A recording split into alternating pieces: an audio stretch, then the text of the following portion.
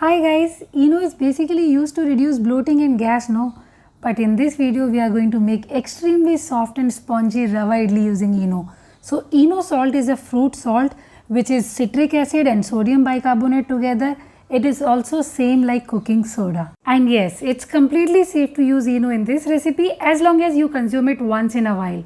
This single pouch will cost you ₹10 and there is 5 gram of ENO salt in this. Coming to the recipe, in a bowl take 1 cup of suji and 1 cup of sour curd.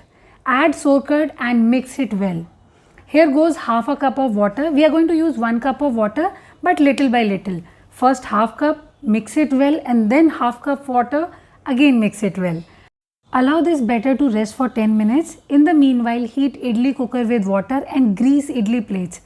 After 10 minutes, add salt to the batter and give it a good mix. Finally, add ENO salt and a little bit of water, and you can see these small bubbles coming. This will make the batter frothy and aerated. Immediately mix it well and transfer 1 spoon of batter in each of the idli maker slot. And tap it like this to give the perfect shape to the idlis. Quickly place this in the cooker and let it steam for 10 minutes on high flame. Now switch off the flame and wait for 5 more minutes before unmolding.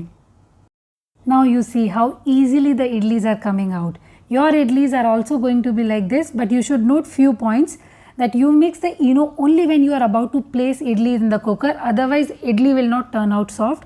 And the second point here is, if you are making idlis in larger quantity, then remember not to add ENO to the entire batter, mix it in batches.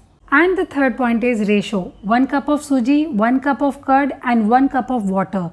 So you can enjoy these instant idli with sambar or chutney. Give it a try and subscribe for more videos.